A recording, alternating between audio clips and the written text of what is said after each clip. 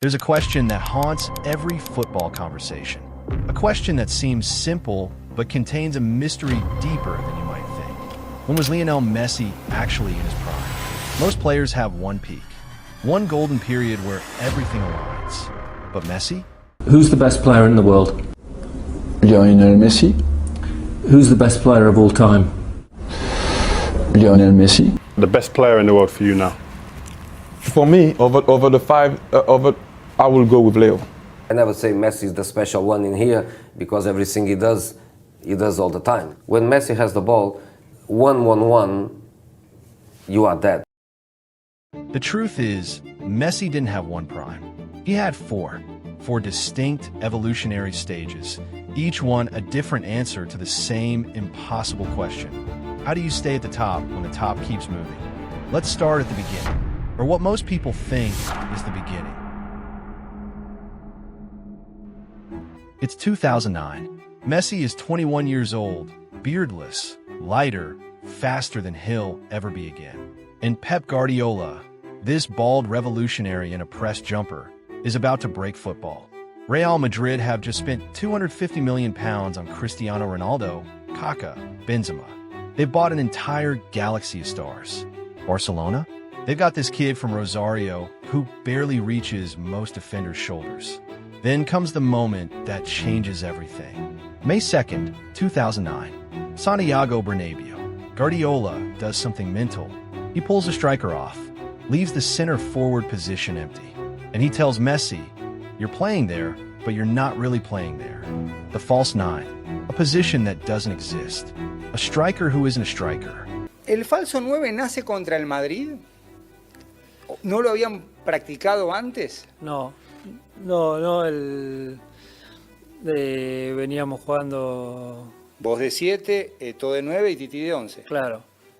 Y no lo habíamos hablado, no, sí que creo que él antes, en la semana o antes de un par de días de entrenamiento, no lo llegó a probar, pero algo mencionaba de que capaz hacemos algo diferente, estoy viendo. Y nada, yo me entero el día antes del partido, nosotros viajamos el mismo día a Madrid. Y Messi would drop deep, drag defenders into no man's land. And suddenly there'd be this gaping hole in the universe where a player should be. And into that hole, Pedro would run, or Villa would run, or Messi himself would explode forward like he'd been fired from a cannon. Real Madrid didn't know what hit them. 6-2, Messi scored twice, but the scoreline doesn't capture it. He destroyed the entire concept of defensive organization. Made 11 of the world's best players look like they were chasing shadows. This was Messi before the weight of legacy, before the beard, before the tattoos, before the quiet leadership. This was pure chaos, pure instinct, pure devastating speed. His acceleration over 5 yards was inhuman. Defenders would think they had him, and he'd just vanish, like he found a cheat code in reality itself. The numbers from this era are obscene. 73 goals in the 2011-12 season. 73. That's not a record, that's a different sport. The Champions League final in 2011 at Wembley, where Barcelona didn't just beat Manchester United, they gave them a footballing lesson so complete that Sir Alex Ferguson admitted he had no answers. This version of Messi scored 91 goals in calendar year 2012. 91. Gerd Muller's record had stood for 40 years. Messi didn't just break it, he obliterated it. Watch the goals from this period. They're different to what comes later. There's more running, more explosive acceleration, more of those mazy dribbles where he'd pick up the ball near halfway and just decide he was going to score. And then he would. For Madrid players in the way, doesn't matter. 5, still doesn't matter. The 2011 Champions League semi-final against Real Madrid. The goal at the Bernabeu where he picks up the ball, faces 4 defenders, and somehow emerges on the other side like he's passed through a wall. This wasn't just skill, it was physics-defying movement. His partnership with Xavi and Iniesta during these years created football that shouldn't be possible. Tiki-taka at its absolute zenith. Triangles within triangles. One-touch football played at such speed that opponents couldn't get near the ball. And in the middle of it all, this little Argentine who could accelerate past anyone, finish from anywhere, create from nothing. But here's what people forget. This version of Messi, as spectacular as he was, wasn't yet complete. He was devastating, yes. Historic, absolutely. But he was still mostly a finisher. Still primarily about the goals, the dribbles, the individual moments of magic. He was the perfect weapon in the perfect system. But what happens when you remove the system? What happens when the machine around you starts to age and fracture? That question would take a few years to answer. But the answer, when it came, would reveal an entirely different kind of prime. By 2015, something had shifted. Messi was 27 now. Still rapid, still capable of those explosive bursts, but something else had been added. Something quieter, something more dangerous. Intelligence. The Barcelona of 2015 was different to Guardiola's machine. Luis Enrique's team was more direct, more vertical, more human. And they had something spectacular. MSN, Messi, Suarez, Neymar. 3 players who could each destroy a team alone, now learning to destroy them together. But watch Messi closely in 2015 and you'll see the transformation. He's not just scoring anymore. He's conducting, orchestrating. He's become the brain of Barcelona, not just the heart. Against Bayern Munich in the Champions League semi-final, he does something that defines this era. He receives the ball with his back to goal, Boateng in front of him, one of the world's best defenders. And Messi just humiliates him. A feint so subtle, so perfect, that Boateng's legs get tangled in themselves and he falls. Not from contact, from trying to predict movement that was unpredictable by design. Then Messi chips Neuer. Chips one of the world's best goalkeepers like he's playing in the park. But it's not that moment that captures 2015 Messi. It's what happens in the matches where he doesn't score at all, where he'll play a ball so perfect, so impossibly weighted that Suarez just has to tap it in, where he'll drag 3 defenders out of position with a simple movement, creating space that Neymar exploits. The Copa del Rey final that year. Athletic Bilbao. Messi picks up the ball near halfway and runs at them. For players try to stop him. He goes past all of them like they're training cones. The solo goal is magnificent, but what's more magnificent is that by this point, he doesn't need to do that. He chooses to, because he can. This is Messi at his most complete. Still fast enough to destroy anyone. Still skilled enough to dribble through entire teams. But now with the vision, the passing range, the tactical understanding to control matches without touching the ball for minutes at a time. Watch the treble-winning season. Watch how often Messi will drift right, occupy 3 players, and suddenly Jordi Alba is storming down the left wing into acres of space. Watch how his mere presence warps defensive structures, creates opportunities that other players exploit. The 2015 Champions League final against Juventus. Barcelona win 3-1. Messi scores 1, but he's everywhere. Dropping deep to collect the ball, spraying passes left and right, then suddenly accelerating into space that materializes because defenders have lost track of him for just a second. He's learned to play at different speeds, to walk for 10 minutes, lulling defenders into thinking they've got him figured out, then exploding in a 3-second burst that dismantles everything. It's tactical brilliance disguised as laziness. The understanding with Suarez and Neymar becomes almost telepathic. No-look passes that find their target. Runs that anticipate movement before it happens. 3 players functioning as one organism. And Messi is the nervous system connecting everything. This version of Messi doesn't need to prove himself with mazy dribbles anymore. A single pass can be more devastating than beating 5 players. A clever movement can create more danger than a shot. He's evolved from magician to chess grandmaster, seeing patterns others can't perceive. People talk about the 2012 Messi, the goal machine. But 2015 Messi is arguably better. More efficient, more complete, more capable of bending an entire match to his will without breaking a sweat. He finishes the year with his 5th Ballon d'Or, the treble secured, Copa del Rey, La Liga, Champions League. Individual brilliance merged perfectly with collective success. The ideal synthesis of talent, intelligence, and teamwork. This was Messi at the peak of his powers in every measurable way. Fast enough, strong enough, smart enough, creative enough. The complete footballer in the perfect environment surrounded by elite talent that understood his genius. But nothing perfect lasts forever. And football has a way of testing greatness by stripping away everything comfortable, everything easy. The real test was still to come. By 2019, the empire was crumbling. Neymar had left for Paris. The Barcelona board was making increasingly baffling decisions. The midfield that once controlled matches was aging.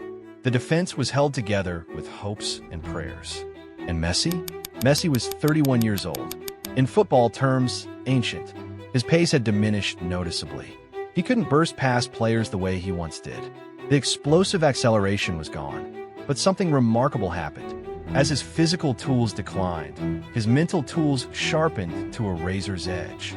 He became a different kind of devastating. This version of Messi walks. Literally walks for large stretches of matches. He conserves every ounce of energy because he knows he'll need it for the moments that matter. And when those moments come, he still has enough left to change everything. Watch Messi in 2019, and you're watching a player who's learned to control matches through positioning alone. He doesn't need to touch the ball to influence play. His presence creates space. His reputation forces defensive adjustments. He's become a gravitational force that warps everything around him. Against Betis in March 2019, he scores a hat trick. The second goal is vintage Messi, a chip so audacious, so perfectly weighted, that even the Betis fans applaud. But it's the third goal that tells you everything about this era. A free kick, from distance, right in the top corner. Unstoppable. He's become possibly the greatest free kick taker in history. When Barcelona need a goal, they just give him a foul anywhere within 30 yards and watch him work. It's not fair, really. Like he's found a cheat code that compensates for his reduced mobility. The Champions League semi-final first leg against Liverpool. Barcelona win 3-0. Messi scores twice, including another impossible free kick. He's carrying this team, dragging them through sheer force of genius. They're not the better side anymore. They're just the side with Messi. But this era also reveals the limitations of individual brilliance. The second leg at Anfield, Barcelona collapse 4-0. Messi can't save them. Even genius has limits when the structure around it fractures completely. The same pattern plays out repeatedly. Messi produces moments of staggering brilliance, goals and passes that nobody else on earth could create, and Barcelona scrape through. Then when the pressure intensifies, when the team needs collective strength, the cracks show. Yet statistically, 2019 Messi is absurd. He finishes as the top scorer in Europe, creates the most chances, completes the most dribbles. At 31, moving slower than he has in a decade, he's still the best player on the planet by virtually every metric. This version of Messi has learned to play chess while others play checkers. His passes have become weapons as deadly as his shots. That little triangle combination with Alba, done 1,000 times, still works because the execution is so perfect that it doesn't matter if defenders know it's coming. He's learned to read the game so completely that he can compensate for physical decline with pure intelligence. Positioning that puts him exactly where he needs to be. Passing angles that others don't see. Decision-making so quick and accurate that it creates time where none exists. The solo goal against Real Betis, where he dribbles through half the team, isn't about speed anymore. It's about weight shifts, subtle feints, knowing exactly when to accelerate and when to stop. It's the accumulated knowledge of thousands of hours distilled into 20 seconds. But there's something melancholic about 2019 Messi. You can see it in his face. The weight of carrying Barcelona, of knowing that every trophy depends almost entirely on him. The frustration when teammates can't quite match his wavelength.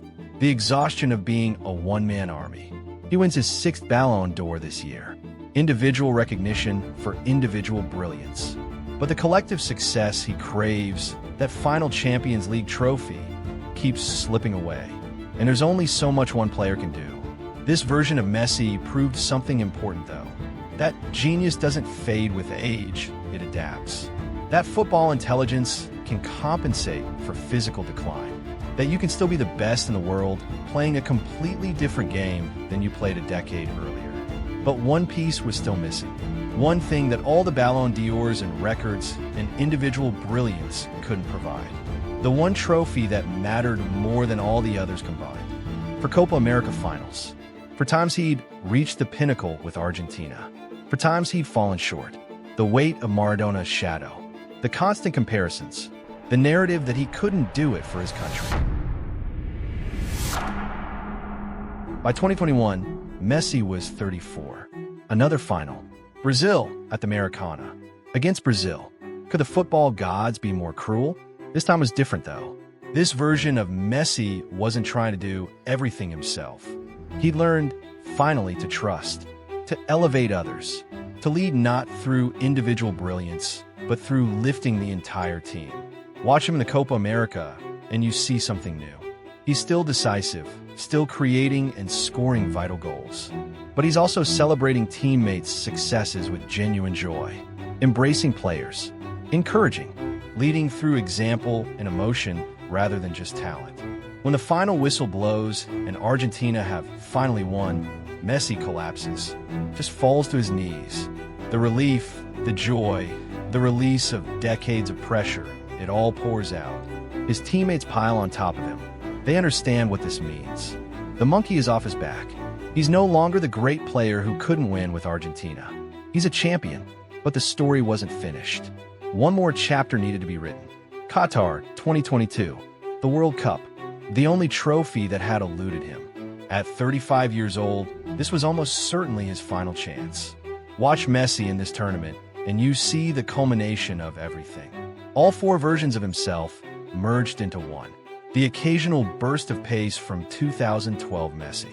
The tactical intelligence and passing range of 2015 Messi. The leadership and game management of 2019 Messi. And something new, complete serenity. He's not trying to prove anything anymore. He's just playing, enjoying it, leading Argentina with a calmness that spreads through the entire squad. Young players look to him and see not pressure, but confidence. Not burden, but certainty. Against Mexico in the group stage, when Argentina desperately need a goal, Messi produces it. Against Australia in the last 16, he scores again. Against the Netherlands in the quarterfinal, he's magnificent, even as the match descends into chaos. The semi-final against Croatia, he's everywhere. Scores a penalty, assists brilliantly for Alvarez, controls the tempo. Argentina win 3-0, and suddenly, impossibly, he's in another World Cup final. France, Mbappe, the changing of the guard, they say. The young superstar against the veteran champion. The final is extraordinary. Messi scores twice. So does Mbappe. Then Mbappe completes his hat trick. It goes to penalties, and then it's done. Argentina win. Messi wins. The story is complete. There's a photo of him after the final, holding the World Cup trophy, not celebrating wildly, just smiling. A quiet, satisfied smile, like a man who's carried a weight for so long that he'd forgotten what it felt like without it. This version of Messi didn't need to be the fastest, didn't need to score the most goals, didn't need to dribble past entire teams. He just needed to be what his team required, exactly when they required it. And that's precisely what he was. 7 games, 7 goals, and 3 assists. But the numbers don't capture it. His presence, his leadership, the way he made everyone around him believe. That's what carried Argentina to glory. He learned the final lesson. That greatness isn't just about individual brilliance. It's about timing, context, understanding when to lead and when to trust, when to take responsibility and when to share it. After the World Cup, he moved to Inter Miami. And even there, at 36, in a different league, he was still producing magic, still scoring impossible free kicks, still creating goals from nothing, still Messi. So when was Messi actually in his prime? Was it 2012, when he was an unstoppable force of nature, young and rapid and devastating, scoring 91 goals and breaking every record that existed? Was it 2015, when he was the complete footballer, the perfect synthesis of speed and intelligence, destroying teams with passes as often as goals? Was it 2019, when he'd evolved into a tactical genius, a player so intelligent he could dominate matches walking, carrying an entire team through sheer force of brilliance? Or was it 2022, when he finally achieved immortality, completing his story in the only way that mattered, lifting the World Cup and silencing every doubt that had ever been whispered? The question itself might be wrong, because Messi's prime wasn't a single moment frozen in time. It was evolution, constant adaptation, a refusal to be defined by a single version of greatness. Most players have one peak, one golden period where everything aligns, and then decline, then retirement, then memories. But Messi kept reinventing himself, kept finding new ways to be the best. When his legs slowed, his mind sharpened. When individual brilliance wasn't enough, he learned to lead. When the old tricks stopped working, he invented new ones. Maybe that's what true greatness is. Not a single moment of perfection, but a lifetime of moments that keep evolving, keep surprising, keep defying what we thought was possible. For different primes, for different versions of the same genius. Each one a complete answer to the impossible question of how to stay at the top. And maybe, just maybe, we'll look back in 20 years and realize we still haven't seen his actual prime. Because what if it wasn't about the goals, or the trophies, or the individual brilliance? What if Messi's real prime was showing us that greatness doesn't have an expiry date? That evolution is more impressive than domination?